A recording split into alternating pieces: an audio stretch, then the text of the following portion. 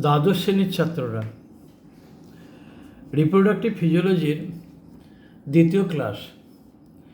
এই ক্লাসে আমরা পড়াবো সেটা হচ্ছে স্ত্রী জনতন্ত্রের গঠন। স্ত্রী জনতন্ত্রের গঠন প্রথমে আমরা যেটা বলবো তা হলো যে কী কী উপাদান নিয়ে এই স্ত্রী জনতন্ত্র গঠিত। মানুষের স্ত্রী জনতন্ত্রটা দুটো জিনিস নিয়ে তৈরি। এটা হচ্ছে প্রাথমিক জননাঙ্গ বা যেটাকে বলা ডিম্বাশয় ওভারি, এবং গৌণ বা আনুষঙ্গিক জননাঙ্গ সেকেন্ডারি সেক্সুয়াল অর্গান। এর মধ্যে রয়েছে আনুষঙ্গিক অন্তঃস্থ গঠন, ফ্যালোপিয়ান টিউব, জরায়ু বা ইউটেরাস এবং ভ্যাজাইনা। আর আনুষঙ্গিক হচ্ছে বা বহিস্থ গঠন যেটা বা এক্সটার্নাল স্ট্রাকচার, সেগুলো হচ্ছে যোনিদ্বার বা ভ্যাজাইনাল পাথ। আর তার সঙ্গে রয়েছে সহায়ক গ্রন্থিসমূহ বা অ্যাক্সেসরি গ্ল্যান্ডস, যার মধ্যে রয়েছে বার্থোলিন গ্ল্যান্ডস বা বাল্বো ভেস্টিবিউলার গ্ল্যান্ডস আর ম্যামারি গ্ল্যান্ড বা স্তনগ্রন্থি। এরপরে আমরা ছবিতে যার স্ট্রাকচারটা দেখব কী কী রয়েছে। দেখো, মানুষের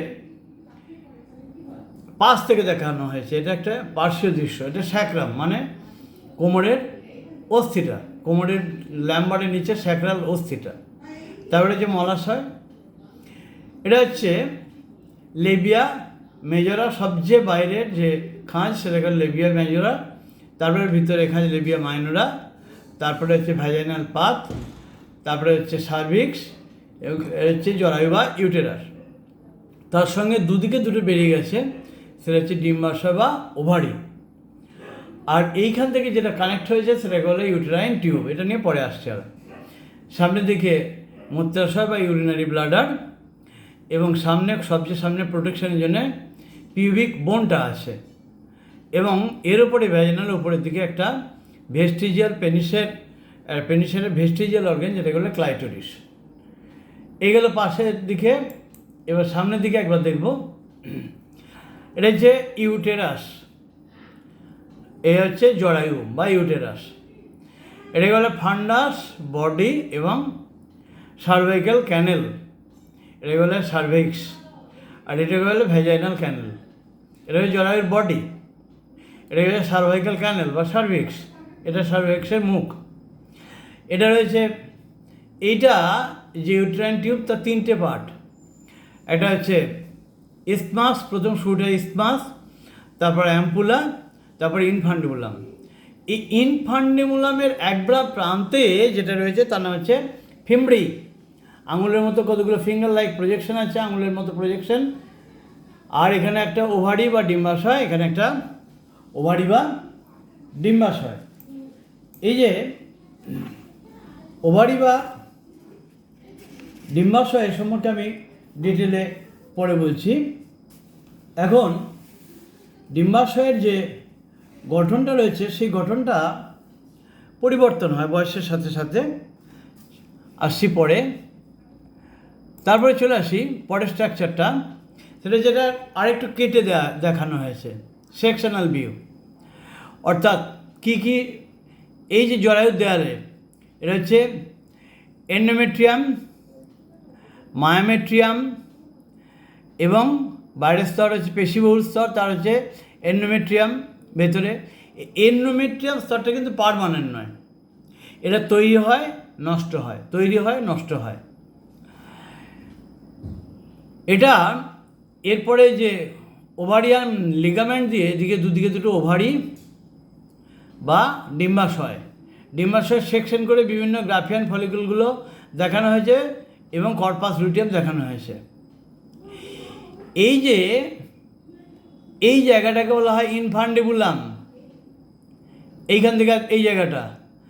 তারপরে অংশটাকে বলা হয় অ্যাম্পুলা, তারপরে অংশটা হচ্ছে ইস্তামাস, তারপরে বলে ইন্ট্রামুরাল ইস্তামাস, এবং তারপরে এটা ইউটেরাসে প্রবেশ করেছে, দুদিকে দুটো। সাধারণত 28 দিনে তো একটা পিরিয়ডিক সাইকেল, অল্টারনেটলি এখান থেকে একটা করে ওভাম তৈরি হয়। লিগামেন্ট দিয়ে এগুলো করা আছে, আটকানো আছে, কেমন। তারপরে চলে আসি আমরা পরেরটা। এবার আমরা যে জিনিসগুলো দেখবো সেটা হচ্ছে লেখাগুলো কীরকম হবে। যেমন primary sex organ of female, ovary বা ডিম্বাশয়, যে স্ত্রী জননগ্রন্থিতে ডিম্বাণু অর্থাৎ স্ত্রী গ্যামেট উৎপন্ন হয় তাকে ডিম্বাশয় বলে। ডিম্বাশয় দুটি স্ত্রী দেহের শ্রোণী গহ্বর মানে পেলভিক ক্যাভিটিতে জরায়ুর দুই পাশে ডিম্বনালী মুক্ত প্রান্তের নিকট মেসোভেরিয়াম নামক পর্দা এবং প্রশস্ত যোগগলা বা ডিম্বাশয় বন্ধনী দিয়ে সঠিক স্থানে প্রলম্বিত থাকে। পরিণত ডিম্বাশয় আয়তনে 3.5 × 2 × 1.4 ঘন সেন্টিমিটার, মানে 3 সেন্টিমিটার, 3.5 সেন্টিমিটার, 2 সেন্টিমিটার, 1.4 বা 1.5 সেন্টিমিটার মোটামুটি অ্যাপ্রক্সিমেটলি, এবং ওজনে 4.8 গ্রাম মতন হয়। সেকেন্ডারি সেক্স অর্গ্যান, এটা যে primary fallopian tube. Fallopian tube কি? এটি রিমোনালী বা ওভিডাক্ট নামে পরিচিত। এটি পেশি নির্মিত নলাকার অংশ, যার 4টে অংশ আছে। প্রথম অংশ ফানেলের ন্যায় ইনফান্ডিবুলাম, বলেছি অলরেডি, দেখিয়েছি ছবিতে, এবং প্রান্তটা ফিমড়ি নামক আঙুলের ন্যায় প্রবর্ধক বা প্রজেকশন দিয়ে যুক্ত। দ্বিতীয় অংশ সরু নালিকার ন্যায় অ্যাম্পুলা, এই অংশে নিষেক ঘটে। তৃতীয় অংশ ইসথমাস, এর মাধ্যমে ফেলোপিয়ান নালী জরায়ুর সঙ্গে যুক্ত থাকে। এবার জরায়ু এর দুটো অংশ, উপরের প্রশস্ত অংশ বা দেহ এবং নিচের শঙ্কু আকৃতির অংশ বা সার্ভিক্স। এটা শনি গহ্বরে মুক্ত এবং পেশিবহুল। 3 নম্বর হচ্ছে যোনি বা ভেজাইনা। যোনি হচ্ছে শক্ত তন্তুময় এবং পেশি নির্মিত নলাকার অংশ। এটা 7 থেকে 10 সেমি দীর্ঘ যোনিপথ এবং এর উপরের অংশ মূত্রনালী উন্মুক্ত। যোনি ও মূত্রনালীর উন্মুক্ত প্রান্তকে ঘিরে লেবিয়া মেজরা এবং লেবিয়া মাইনরা, প্রথমে লেবিয়া মাইনরা পরে লেবিয়া মেজরা নামে, বা বাইরের দিক থেকে লেবিয়া মেজরা, লেবিয়া মাইনরা। মাংসলো খাঁজ থাকে। যোনির সম্মুখে উপরের দিকে ক্লাইটোরিস নামে একটা লুপ্তপ্রায় অঙ্গ থাকে যা পেনিসের সমতুল। এইবার যে স্ট্রাকচারটা তোমাদের দেখাবো সেটা হচ্ছে একটা ওভারি বা ডিম্বাশয়ের গঠন। ওভারি বা ডিম্বাশয়, দেখো এটা একটা মানে 12 থেকে 50 বা 48 এরকম বয়সের মহিলা যাদের সক্রিয় আছে মেনস্ট্রুয়েশন সাইকেল, তাদের প্রথমে হচ্ছে গিয়ে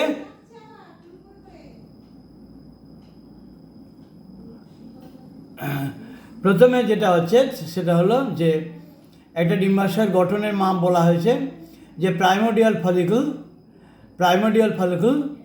তারপরে হচ্ছে প্রাইমারি ফলিকল, এবং তারপরে হচ্ছে সেকেন্ডারি ফলিকল, এবং হচ্ছে গ্রাফিয়ান ফলিকুলের স্ট্রাকচারটা ডিটেল পরে দেখাচ্ছি। এর মধ্যেই রয়েছে সেকেন্ডারি উসাইট। মনে রাখবে, এটা প্রথম মিওটিক বিভাজনের ফলে যে উৎপন্ন হয় সেটাকে বলা হয় সেকেন্ডারি উসাইট। সেটাকে বলা হয় সেকেন্ডারি উসাইট। এই সেকেন্ডারি উসাইট অবস্থায় ওভুলেশন ঘটে।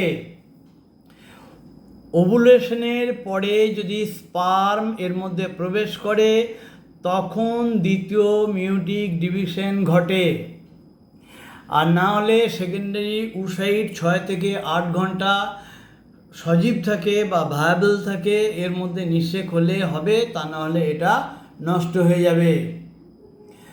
এবং ওভুলেশনের পরে এই যে ফাঁকা জায়গাটা, সেই ফাঁকা জায়গাটা আবার মানে কোষ দিয়ে পূর্ণ হবে এবং কর্পাস লুটিয়াম হবে।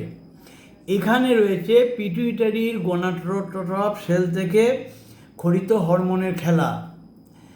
এই যে গ্রাফিয়ান ফলিকল ডেভেলপ করছে, যত ডেভেলপ করবে এইখানকার যে কোষগুলো আছে গ্রানুলোসার সেল, এখান থেকে ইস্ট্রোজেন হরমোন সিক্রেশন হবে। ঋতুচক্রের 14 দিনে ইস্ট্রোজেন হরমোন বা 13 দিনের শেষের দিকে লেভেলটা ব্লাডে এমন বাড়বে যেটা পিটুইটারি গোনাডোট্রপ সেল থেকে এলএইচ ক্ষরণে উদ্দীপনা দেবে। তাহলে ইস্ট্রোজেন বা গ্রাফিয়ান ফলিকুলার ডেভেলপটা কার পর প্রভাবে হচ্ছিল? FSH, follicular stimulating hormone. LH ক্ষরিত হলে ব্লাডের মাধ্যমে আসবে। এলএইচের টার্গেট অর্গান এখানে ডিম্বাশয় বা ওভারি। এলএইচের দুটো কাজ, একটা হচ্ছে এলএইচ ওভুলেশন ঘটায়, দ্বিতীয়ত ওভুলেশনের পর যে ব্রোকেন যে ফলিকুলটা রয়েছে সেই ফলিকুলটা আবার সেল দিয়ে পূর্ণ করে ওটাকে অ্যাক্টিভ করে, সেটাকে কর্পাস লুটিয়াম বলে। এই কর্পাস লুটিয়াম থেকে এরপরে এখান থেকে প্রজেস্টেরন ক্ষরণ হয়। দুটো হরমোনের কাজ সম্পর্কে আমি পরে ডিটেল আলোচনা করছি আবার। এই দেখো, এইবার যদি আমি সাদা কালো ছবি, যেটা পরীক্ষার খাতা আঁকা হবে, সেটা যদি দেখি তাহলে কি করে দেখব? যে এরকম একটা স্ট্রাকচার যেটা আটকানো আছে, অপরিণত ডিম্বথলি। এবার 2 থেকে 12 দিনের মধ্যে এখানে ডিম্বাণু আস্তে আস্তে গ্রো করবে, উসাইট গ্রো করবে, সেখানে উসাইট দিয়ে পরিণত ডিম্ব ম্যাচিওর হবে। ম্যাচিওর পর গ্রাফিয়ান হবে। গ্রাফিয়ান ফলিকুল থেকে এলএইচের প্রভাবে ওভুলেশন হবে। ওভুলেশনের পর ভাঙা বা ব্রোকেন গ্রাফিয়ান ফলিকুল বা ব্রোকেন ফলিকুল, এইটা এলএইচের প্রভাবে কর্পাস লুটিয়াম হবে এবং কর্পাস লুটিয়াম থেকে এখান থেকে প্রজেস্টেরন হরমোন ক্ষরিত হবে। 28 দিনের মাথায় এই প্রজেস্টেরনের লেভেলও কমে যাবে, কারণ এলএইচের লেভেলটা কমে যাবে। তখন আবার নতুন করে পিরিয়ডিক সাইকেল শুরু হবে। মানে পরীক্ষার খাতায় আঁকতে গেলে এইভাবে আঁকতে হবে। এরপরে আমরা চলে আসি একটা ডিম্বথলি গঠন, একটা গ্রাফিয়ান ফলিকুল, এই যে প্রাইমার্ডিয়াল ফলিকুল, তার মধ্যে উসাইট আছে, আস্তে আস্তে বড় হবে, ডেভেলপ করবে। প্রাইমোডিয়াল থেকে প্রাইমারি ফলিকুল, তারপরে এটা গ্রানুলোসার সেল দিয়ে ঘিরবে, তারপরে সেকেন্ডারি ফলিকুল, এই যে ঘুরছে, এখান থেকে একটা অ্যান্ট্রাম হবে এবং তারপরে একটা ম্যাচিওর গ্রাফিয়ান ফলিকুলে দেখো, প্রথমে থিকা এক্সটার্না, এটা 1 নম্বর, তারপরে থিকা ইন্টারনা, তারপরে 2 নম্বর লেয়ার, তারপর গ্রানুলোসার সেল ভেতর দিকে এবং একটা স্টকের ওপরে গ্রানুলোসার সেল দিয়ে ঘিরবে। কেমন? এইখানে এই করোনারিটিটা থেকে আমি যাচ্ছি না, এই গ্রানুলোসার সেলগুলো থেকে প্রজেস্টেরন ইস্ট্রোজেন ক্ষরিত হয়, এখান থেকে ইস্ট্রোজেন ক্ষরিত হয়। এইবার আমি মিওসিস সেল ডিভিশন বা উসাইটের উৎপাদন সম্পর্কে কিছু বলবো। এ দেখো, পিউবার্টি থেকে মেনোপজ অবধি মাসিক যে পরিবর্তন ঘটে, একই ঘটনা ঘটবে। প্রথমে প্রাইমারি উসাইট, যেটা প্রাইমারি ফলিকুলের মধ্যে থাকবে, এটা 2n মানে 46টা ক্রোমোজোম আছে। সেখান থেকে মিওসিস 1 হবে, দিয়ে মিওসিস 1 হওয়ার পরে কী হবে না, সেকেন্ডারি উসাইট হবে, প্রথম পোলার বডি তৈরি হলো। প্রথম পোলার বডি তৈরি হয়ে গেল, প্রথম পোলার বডি এই যে এখান থেকে তৈরি হয়ে গেল, গৌণ উসাইটে এটা ডেভেলপ করলে প্রথম পোলার বডি তৈরি হলো এবং উসাইট তৈরি হলো। এই অবস্থায় ওভুলেশন ঘটে। ওভুলেশনে শুক্রাণু প্রবেশ করলে দ্বিতীয় মিওটিক ডিভিশন হয় এবং দ্বিতীয় পোলার বডি হয়। 23টা ক্রোমোজোম আর শুক্রাণু 23টা ক্রোমোজোম দিয়ে ডিম্বাণু হয়, আর যদি না হয় তাহলে এটা নষ্ট হয়ে যায়। এই চক্রটা চলতে থাকে প্রত্যেক 28 দিনে। এই সাইকেলটাকে বলা হয় পিরিয়ডিক সাইকেল বা মেনস্ট্রুয়েশন সাইকেল।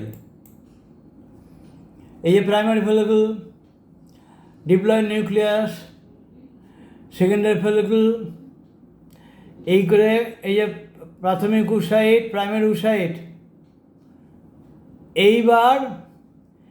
এইবার মিওসিস 1 হলো, সেকেন্ডারি উসাইট গ্রানুলোসার সেল দিয়ে ঘেরা আছে। এখান থেকে কী তৈরি হচ্ছে? ইস্ট্রোজেন তৈরি হচ্ছে। ইস্ট্রোজেনের প্রভাবে পিটুইটারি থেকে এলএইচ ক্ষরিত হলো, এলএইচ ওভুলেশন ঘটালো এবং এলএইচ এই ভাঙাটা আবার কোষ দিয়ে পূর্ণত করে কী তৈরি করবে? কর্পাস লুটিয়াম, সেখান থেকে প্রজেস্টেরন হরমোন উৎপন্ন হবে। এবার কোথায় এটা ঘটে? ওভুলেশন হলো, যদি স্পার্ম যায় তাহলে অ্যাম্পুলা অংশে ফার্টিলাইজেশনটা হবে। যদি না যায় এটা আস্তে আস্তে নষ্ট হয়ে আসবে। মনে রাখবে, স্পার্ম 48 ঘন্টা বা 48 আওয়ার্স ভায়াবল থাকে, এই 6 থেকে 7 ঘন্টা ভায়াবল থাকে। এই জিনিসটা মনে রাখতে হবে। সেই জন্যে পিরিয়ডিক সাইকেলে 14 দিনে ওভুলেশন হয়, তার 2 দিন আগে অর্থাৎ 12 নম্বর দিন থেকে 48 ঘন্টা আগে থেকে যদি স্পার্ম যায়, সে ফার্টিলাইজ করার ক্ষমতা রাখে। এই জিনিসটা বার্থ কন্ট্রোল মেজারের ক্ষেত্রে খুব গুরুত্বপূর্ণ। এইবার একটা অনিষিক্ত ডিম্বাণু আনফার্টিলাইজ এগের গঠনটা কেমন। প্রথমে হচ্ছে 1 নম্বর, দেখো করোনা রেডিয়েটার সবচেয়ে বাইরে, এখান থেকে হায়ালুরোনিক অ্যাসিড খরিত হয়। 2 নম্বর জোনা পেলুসিডা, খাতায় লেখার সময় এইখানে করোনা রেডিয়েটার লিখবে, এইখানে জোনা পেলুসিডা লিখবে, এইখানে ভাইটালাইন পর্দা লিখবে, এইভাবে পরপর লিখবে, তাতে বুঝতে এবং বোঝাতে সুবিধা হবে।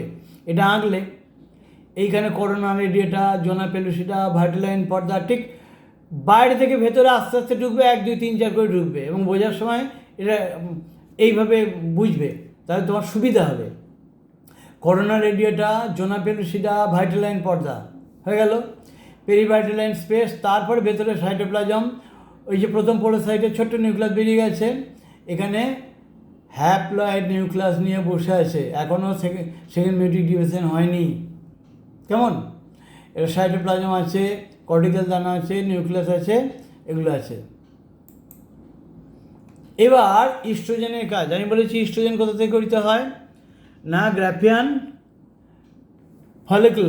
এই যে এটা একটা স্টেরয়েড হরমোন, এটা ডিম্বাশয়ের পরিণত ফলিকল, থিকা ইন্টারনা এবং মেমব্রেনা গ্র্যানুলোসা কোষ থেকে করিতে হয়। থিকা এক্সটার্না, থিকা ইন্টারনা ছিল, থিকা ইন্টারনা এবং মেমব্রেনা গ্র্যানুলোসা কোষ থেকে খরিত হলেও পরবর্তীকালে যখন প্লাসেন্টা তৈরি হয়, প্লাসেন্টা, অ্যাডেনাল কর্টেক্স, ওটা আলাদা কাজ, শুক্রাশয় সার্টলি কোষ থেকেও করতে হয়। এটা 3 প্রকারের, এস্ট্রাডিওল, এস্ট্রিওল এবং ইস্ট্রন। Carbon 18 steroid. স্টেরয়েড 3টে 6 কার্বন, একটা 5 কার্বন স্ট্রাকচার, এটা হচ্ছে বেসিক স্কেলেটাল। তারপর ব্রাঞ্চ আছে, অনেক রকম স্টেরয়েড আছে। স্টেরয়েড হচ্ছে একটা ফ্যাট ডেরিভেটিভ কম্পাউন্ড বা লিপিড ডেরিভেটিভ, আরও ভালো করে বলতে গেলে বলা যায় lipid derivative compound. Lipid derivative compound, এর কাজ হচ্ছে বয়ঃসন্ধিকাল মানে পিউবার্টি, 10 থেকে 12 বছর মেয়েদের ক্ষেত্রে, আর ছেলেদের ক্ষেত্রে পিউবার্টি হচ্ছে 12 থেকে 14 বছর। বয়ঃসন্ধিকাল বা পিউবার্টি ঋতুচক্রের আবর্তনে এবং জননাঙ্গের পরিবর্তনে উল্লেখযোগ্য ভূমিকা পালন করে।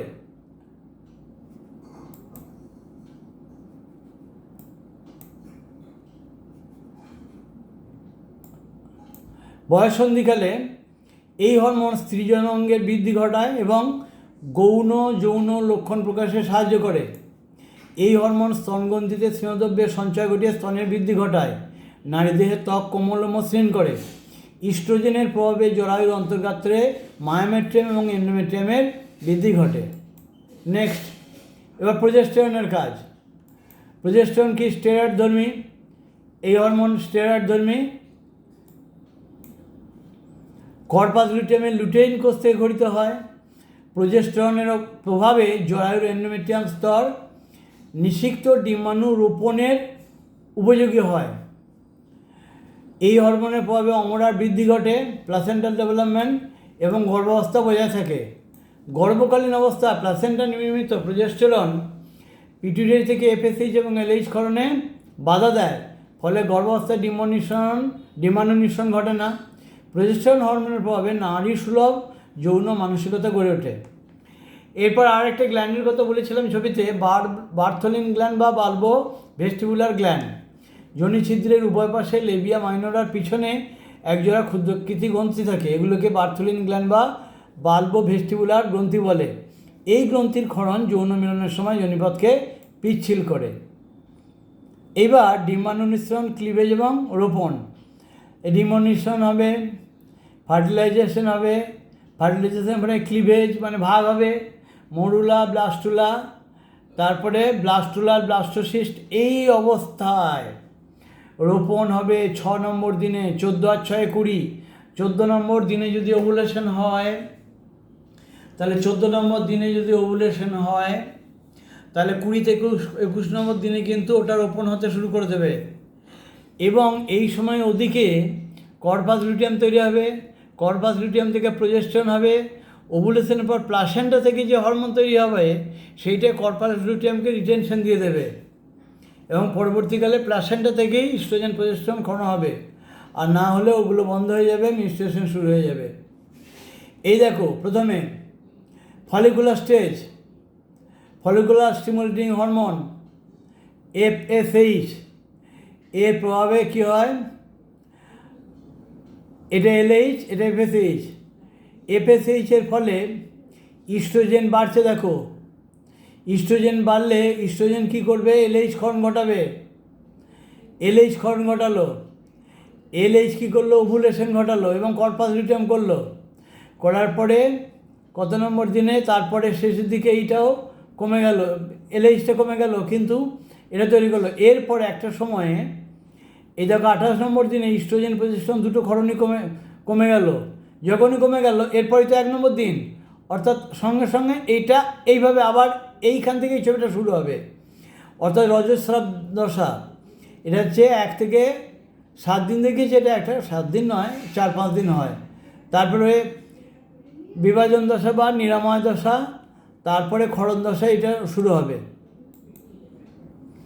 এই যে প্রাক রজস্রাবীয় দশা, সেটা হচ্ছে 16 থেকে 28, 1 থেকে 5 দেখো মেনস্ট্রুয়েশন ফেজ বা রজস্রাবীয় দশা, 6, 7, 8, 9 থেকে একদম 13 পর্যন্ত নিরাময় দশা বা প্রলিফারেশন স্টেজ, বর্ধনশীল দশা। 14 আর 15, এটা 28 ± 1, সেই যে 14 আর 15 ডিম্বাণু নিঃসরণ দশা। তারপরে তাহলে কী হলো, 14 থেকে 48 ঘন্টা, এইখান থেকে ফার্টিলাইজেশন শুরু হলো, প্রবাবিলিটি। আর 15 হলে এরপরও তো এই পর্যন্ত থাকবে, আরও 6 ঘন্টা বেঁচে থাকবে। সুতরাং বার্থ কন্ট্রোলের মেজারে 11, 12, 13, 14, 15, 16 এই কটা দিন হচ্ছে ফার্টিলাইজেশনের সবচেয়ে প্রবাবল টাইম। বাকি সময়টা ফার্টিলাইজেশন হওয়ার সম্ভাবনা কম, স্পার্মগুলো ফার্টিলাইজেশন হবে না। এবার হাইপোথ্যালামাস, পিটুইটারি, FSH, LH, এটা ডিম্বথলির ওপর কাজ করে, এটা পিত্তগ্রন্থির ওপর কাজ করে, এটার প্রভাবে ইস্ট্রোজেন খরিত হয়, এটার প্রভাবে প্রজেস্টেরন খরিত হয়, দুটো জরায়ুর উপর পজিটিভলি কাজ করে। ইস্ট্রোজেনের বেশি খরিত হলে এখান থেকে নেগেটিভলি করে, আবার প্রজেস্টেরন বেশি খরিত হলে এগুলো নেগেটিভলি। ইস্ট্রোজেন প্রজেস্টেরন তো লেভেলটা একটা নির্দিষ্ট থাকতে হবে, যখনই লেভেলটা বেশি হয়ে যাবে তখন হাইপোথ্যালামাসে গিয়ে গোনাডোট্রোপিন রিলিজিং হরমোনটাকে ক্ষরণ বন্ধ করে দেবে। এইটা হচ্ছে সব হরমোনগুলোর ফিডব্যাক মেকানিজম বলে, যে হরমোনটার ব্লাডের লেভেলটাই ওটাকে নিয়ন্ত্রণ করবে, ওটা আর খরিত হবে কি হবে না। তাহলে এই ক্লাসে এইটুকু গেল স্ত্রী জননতন্ত্র সম্পর্কে গঠন। পরের ক্লাসে আমরা নিষেক নিয়ে আলোচনা করব।